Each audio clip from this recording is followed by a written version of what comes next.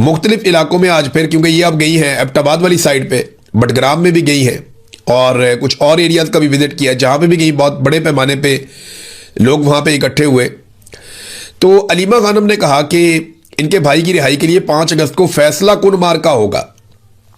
वो तो बड़े पैमाने पे एहतजाज कर, एक तरफ जनाब पीटीआई कह रही है हम 5 अगस्त को जलसा करेंगे, अलीमा खान कह रही हैं कि जनाब हम अपने भाई की रिहाई के लिए 5 अगस्त को एक फैसला कुन मार्का करेंगे। अब ये दोनों की बातों में बहुत फर्क है। पीटीआई एक दिन का शो करना चाहती है, जलसा करो निकलो बस, जज्बाती तकरीरें कर देंगे, 4 5 10 ऐलान कर देंगे, वो ऐलान के ऊपर अमल दरामद होना है नहीं होना बाद में देखी जाएगी, दिन निकल जाएगा, प्रेशर कम हो जाएगा। जैसे जब इमरान खान साहब की आंख खराब हुई तो इन्होंने इंडोर एहतजाज किया था, 4 दीवारी के अंदर बैठ के। लोग जब ठंडे हो जाएंगे तो फिर हम घरों को चले जाएंगे, फिर लोग ठंडे हो गए ये घरों को चले गए, कई महीने गुजर गए कुछ भी नहीं किया। जैसे बजट पास करवाने की बारी आई तो वो भी करवा दिया, सारा कुछ करते हैं ये। मिलिट्री ऑपरेशन जिनके इमरान खान खिलाफ था ये खुद करवा रहे हैं हाथ पकड़ के। ड्रोन हमले जिनके इमरान खान खिलाफ था उसके खिलाफ एक भी एफआईआर ये दर्ज नहीं कर पाए, कोई कार्रवाई नहीं कर पाए। अभी ये एक जलसा करेंगे, पहले इन्होंने स्टेडियम के अंदर रख लिया था, मुझे लगता है वहां पर भी इजाजत नहीं मिली। अव्वल तो मैं उसके खिलाफ था कि यार आप इमरान खान पूरे मुल्क का लीडर है, आप स्टेडियम के अंदर उसको वापस धकेल रहे हैं। तो मेरे ख्याल में स्टेडियम की भी इनको इजाजत नहीं मिली और इन्हें कहा गया जनाब बाहर। मोहसिन नकवी साहब है ना स्टेडियम्स के मालिक हैं, वैसे ही आपको पता है क्रिकेट उनके पास है, तो शायद इनको स्टेडियम की इजाजत नहीं मिली। मोटरवे के पास कहते हैं खुला मैदान है, वहां पे अब हम करेंगे जलसा। ठीक है जी, करें जलसा, और जलसा करने के बाद बताएं आप करना क्या चाहते हैं, क्योंकि अवाम अब बहुत गुस्से में है। लोगों को ऐसा लगता है कि पाकिस्तान तहरीक इंसाफ को इक्तदार के लिए एक टोले ने इस्तेमाल कर लिया इमरान खान साहब की मकबूलियत को और उसको जेल में छोड़ दिया बेचारे को, अकेले को। अलीमा खानम कहती है जी हम एक फाइनल मार्का करने जा रहे हैं 5 अगस्त को। अब जैसे जैसे दिन करीब आएंगे ना और चीजें क्लियर होती चली जाएंगी।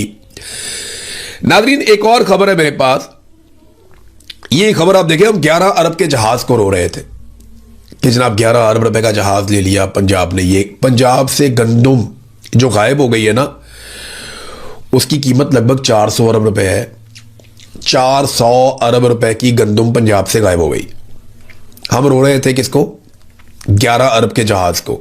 आवे का आवे ही बिगड़ा हुआ है। ये गंदुम कैसे मैनेज हुई, कहां गई, किधर गायब हो गई, किसी को कुछ पता ही नहीं है।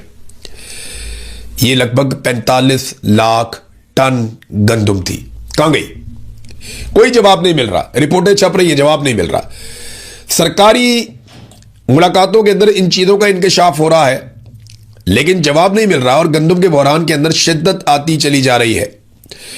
ये जो इंकशाफात हुए हैं कि जनाब ये गंदुम गायब हो गई, ये गंदुम गायब कैसे हुई, किसने गायब की, कुछ पता नहीं चल रहा।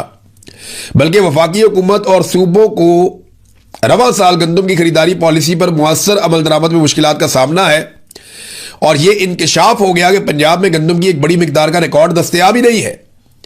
45 लाख टन गंदुम गायब। इसको मनों में कन्वर्ट करें ना और फिर इसको 3500 से ज़रब दें जो सरकारी कीमत है गंदुम की, ये 400 अरब रुपए की गंदुम बनती है।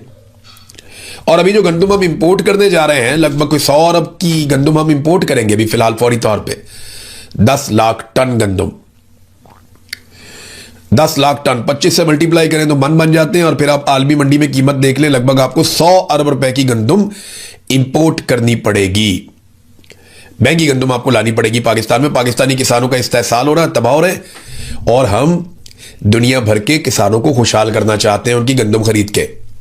हमारी गंदुम कहां गई, कोई रिकॉर्ड ही नहीं है। जखीरा अंदोज ले गए, बस इतना कह देते हैं और जान छूट जाती है, उसके अलावा कोई इनके पास जवाब नहीं होता।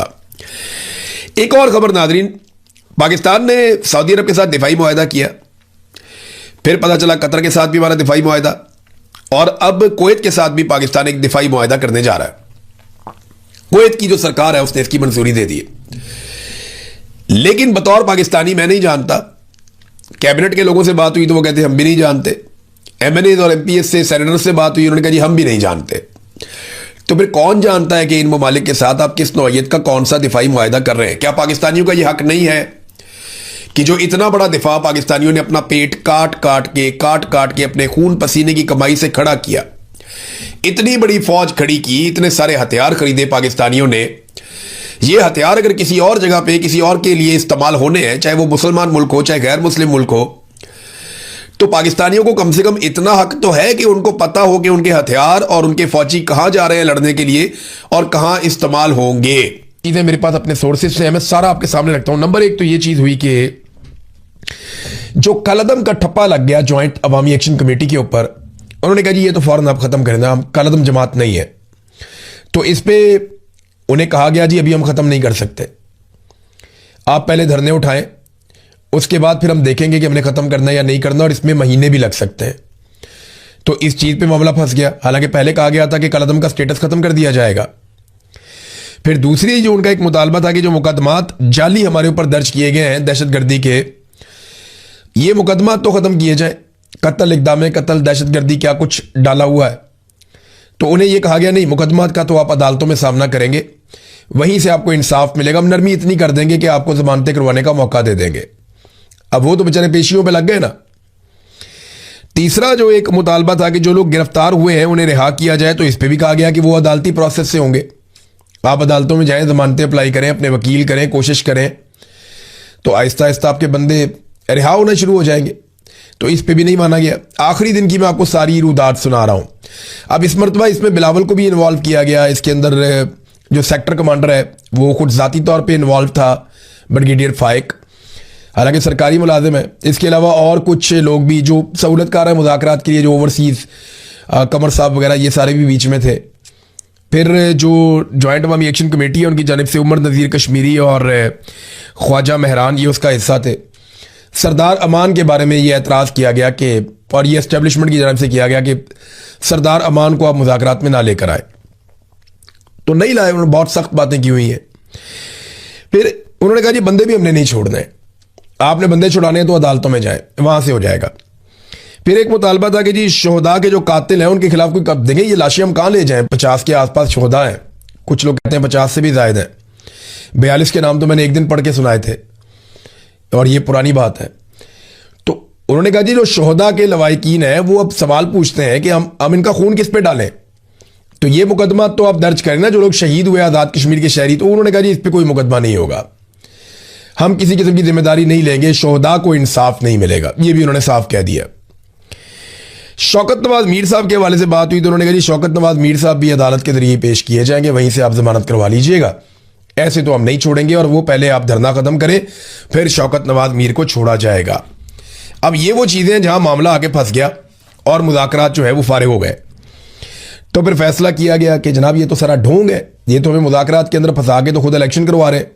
इलेक्शन का एक मरहला इनका कामयाब हो गया, दूसरे में जाएंगे, फिर तीसरे में जाएंगे, और ये इलेक्शन करवा के पूरी दुनिया को बता देंगे हमने तो इलेक्शन करवा दिया आज़ाद कश्मीर में, ये साफ और शफाफ इलेक्शन है, अब ये हुकूमत जाने और यहाँ के लोग जाने। बिलावल बड़े आराम से डिलेमों के साथ, जैसे वो पहले माजी में भी बिलावल इसी तरह से बात कर देता है, जनाब हमारी तो हुकूमत ही नहीं है, हम क्या कर सकते हैं। हालांकि हर चीज़ में हिस्सेदार है, सारे बजट बिलावल ने खुद पास करवाए हैं बैठ के, हर चीज़ में सहूलतकारी की है एस्टेब्लिशमेंट की, और हुकूमत गिराने से लेके हुकूमत बनाने तक, और तब से लेके आज तक बिलावल जरदारी और आसिफ जरदारी ये हर जुर्म के अंदर साथी हैं मौजूदा सरकार के और एस्टेब्लिशमेंट के। लेकिन क्योंकि इन्हें 2/3 अक्सरियत नहीं मिलेगी, तो बिलावल कहेगा जी अगर मुझे 2/3 अक्सरियत मिल जाती तो मैं ज्वाइंट अवामी एक्शन कमेटी के मुतालबात तस्लीम करने के काबिल होता, लिहाजा मुझे नहीं मिली तो मैं नहीं कर सकता। PMLN कहेगी हमें भी नहीं मिली, हम भी नहीं कर सकते। तो एक ज्वाइंट किस्म की मिला जुला के एक सरकार बना दी जाए वहां पे, ताकि ना होगा बांस और ना बजेगी बांसुरी। ये था इनका पूरा प्लान एक्सपोज हो गया। ज्वाइंट अवामी एक्शन कमेटी ने बड़े सख्त मुतालबात सामने रख दिए कि जनाब बताएं अब क्या कहते हैं, और फिर वो मुतालबात नहीं माने गए। तो अब ऐलान हो गया है कि 26 तारीख को यानी आज के दिन मीरपुर से रावलाकोट तक लॉन्ग मार्च जाएगा। अब कल जो है वो इलेक्शन है, आज अगर मारधाड़ होती है, लड़ाई झगड़ा होता है, रुकावटें डाली जाती हैं, तो सुबह इलेक्शन कैसे होगा। फर्ज करें मीरपुर से हजारों लोग निकलकर जाना चाहते हैं रावलाकोट, तो उनको तो रोका जाएगा सिक्योरिटी फोर्सेज की जानिब से। फोर्सेज रोकेंगी तो प्रॉब्लम क्रिएट होगी, जब प्रॉब्लम क्रिएट होगी तो पूरी दुनिया में इमेज जाएगा कि जनाब यहां पे इलेक्शन हो रहा है, लड़ाई हो रही है, ये क्या हो रहा है। और अगर नहीं रोकेंगे तो बहुत बड़ी तादाद में लोग रावलाकोट में इकट्ठे हो जाएंगे और फिर मुजफ्फराबाद की तरफ बढ़ेंगे। तो सिक्योरिटी फोर्सेज तो सारी मीरपुर में लगाई हुई है। अब ये बहुत बड़ा पंगा पड़ गया है, क्योंकि ज्वाइंट अवामी एक्शन कमेटी के पास भी कोई और रास्ता बचा नहीं था, उनके पास ये आखिरी रास्ता था। अगर ये इलेक्शन हो जाते तो फिर उनके पास करने के लिए कुछ भी नहीं बचता, वो दीवार के साथ लगे हुए हैं। फिर तो उनकी दुर्गत बननी थी और उनको निशाने इबरत बनाया जाना था। बहरहाल अब उन्होंने कह दिया जनाब कि हम 26 तारीख को निकलेंगे मीरपुर से रावलाकोट और 27 जुलाई को निकलेंगे रावलाकोट से मुजफ्फराबाद। अब ये इस वक्त एस्टेब्लिशमेंट ने सोचना है कि इस मामले को हल कैसे करना है। कश्मीरियों में मुनसर है कि वो कितनी बड़ी तादाद में निकलते हैं। एक तो उन्होंने ये बता दिया कि जनाब हमें इलेक्शन में किसी किस्म की कोई दिलचस्पी नहीं है, और ये बात मैं आपको क्लियर कर दूं कि उन्होंने इलेक्शन लड़ना था, ये बात मई में तय हो गई थी। हुकूमत के साथ जब वो मुज़ाकरात कर रहे थे तो तय हो गया था कि ये तंजीम इलेक्शन में जाएगी, इलेक्शन लड़ेगी। लेकिन फिर जब हालात खराब हो गए, क्रैकडाउन शुरू हो गया, फोर्सेज आ गई, कलअदम करार दे दिया गया, बंदों के सरों पे इनाम रख दिए गए, तो फिर इलेक्शन वाला मामला कहीं निकल गया। वो बीच में अब है ही नहीं, लिहाजा अब ये इलेक्शन नहीं लड़ सकते और ना ये इलेक्शन लड़ने जा रहे हैं। तो इलेक्शन को रोकने के लिए वो कहते हैं हमें दिलचस्पी नहीं है, ये कोई इलेक्शन नहीं है, धोखा है, वो ये कहते हैं। और ये जॉइंट अवामी एक्शन कमेटी के लिए आखिरी मौका था या कश्मीर के अवाम के लिए कि वो निकल कर अपने हक के लिए आवाज़ उठाएं। लेकिन इसके बाद अगर मौका तो कभी भी आखिरी नहीं होता, लेकिन यह है कि फिर मामला लंबा हो जाएगा, लंबा लटक जाएगा। हो सकता है साल, 2 साल, 4 साल उनको लग जाए वापस पहले जैसी पोजीशन में आने में। ये एक ऐसा दिन और मौका था जहां पे वो अपनी आवाज़ पूरी दुनिया को सुना सकते थे। और इस पैसे पे आपको टैक्स देना पड़ेगा, यानी आपको ये पैसा वापस चुकाना है। ये ऐसा नहीं है कि पाकिस्तान की गोद में डाल दिया, अमेरिका भूल गया, नहीं होगा। ये पैसा आपको अमेरिका को वापस देना पड़ेगा। एक एक पाकिस्तानी ये पैसा वापस चुकाएगा, और पैसा वापस नहीं चुकाएगा तो फिर इसकी कीमत चुकाएगा। और ये पैसा देने के बाद वो भूल नहीं जाएंगे, वो आपसे काम करवाएंगे। काम आपसे वो क्या करवाएंगे ये आगे चल के आपको बताता हूं। एक तो अमेरिका से पैसा मांग लिया, सऊदी अरब से पैसा भी मांग लिया, तेल भी मांग लिया। कतर के साथ भी हम एक दिफाई मुआहदा करने जा रहे हैं। याद रखिए, जितने भी पाकिस्तान दिफाई मुआहदे कर रहा है, पाकिस्तान में काबीना को भी नहीं पता, पाकिस्तान के पार्लिमान को भी नहीं पता। पाकिस्तानी बिल्कुल नहीं जानते कि पाकिस्तान कौन कौन से मुआहदों में जा रहा है। डोनाल्ड ट्रंप के साथ पाकिस्तान ने कौन सी बातें तय की हम नहीं जानते। हमने सऊदी अरब के साथ कौन सा दिफाई मुआहदा किया, उसमें क्या चीज़ें तय हुई हम नहीं जानते। कतर के साथ हम क्या मुआहदा करने जा रहे हैं हमें बिल्कुल आइडिया नहीं है कि क्या होगा। हौसियों को पाकिस्तान ने वार्निंग दी, ये भी अब आपके सामने है। और एकदम से पाकिस्तान में टाउट्स ईरान के खिलाफ होना शुरू हो गए, ये भी आप देखते जाइए। भी इसराइल खुद को इस जंग से भी बाहर रख रहा है ताकि मुसलमान मुल्कों को ईरान से लड़ने में आसानी रहे, क्योंकि अगर इसराइल ईरान से लड़ेगा तो मुसलमान ममालिक ईरान के साथ नहीं लड़ेंगे, क्योंकि इसराइल के शाना बशाना लड़ना मुसलमान मुल्कों के लिए बहुत मुश्किल है। हाँ, अमेरिका के शाना बशाना माजी में भी लड़े, अभी भी लड़ सकते हैं। तो ये जो क्रेडिट रेटिंग भी पाकिस्तान की बेहतर दिखाई जा रही है ताकि पाकिस्तान को मजीद कर्जे वर्जे मिल जाए, हुकूमत आसानी में हो जाए। देखिए, इस हुकूमत के पास जो है ना, वो निज़ाम चलाने के लिए अब 2 रास्ते बचे हैं, क्योंकि मईशत तो चली नहीं, लोग तो पैसा बना नहीं रहे। पैसा बनाएंगे तो पैसा इकट्ठा होगा, टैक्स आएगा, हुकूमत चलेगी, गवर्नमेंट चलेगी, निज़ाम चलेगा। ये निज़ाम को चलाने में मुकम्मल तौर पे नाकाम हो गए हैं, मईशत नहीं चली। अब इनके बाद 2 रास्ते बचे हैं। नंबर 1, ये सोचें कि कहां कहां से अवाम की जेब काटी जा सकती है, लेवी लगा के, बिजली की कीमत में, गैस की कीमत में महंगाई करके, कुछ भी करके, अजीबो गरीब किस्म के टैक्सेस लगा के अवाम की जेब कहां कहां से काटी जा सकती है। एक तो इनके सारी तवज्जो इस बात में। रोजाना की बुनियाद पर पेट्रोलियम मसनूआत की कीमतें बढ़ती हैं। मैं पाकिस्तानियों को मुबारकबाद पेश करता हूं कि गुज़िश्ता 1 हफ्ते में सिर्फ 1 मरतबा ऐसा हुआ कि पेट्रोलियम मसनूआत की कीमतें नहीं बढ़ी, और वो थी कल की रात।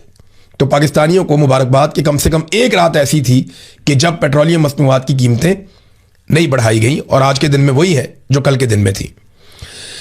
तो एक तो इनके पास रास्ता यह है कि अवाम की जेबें काटें जैसे तैसे करके।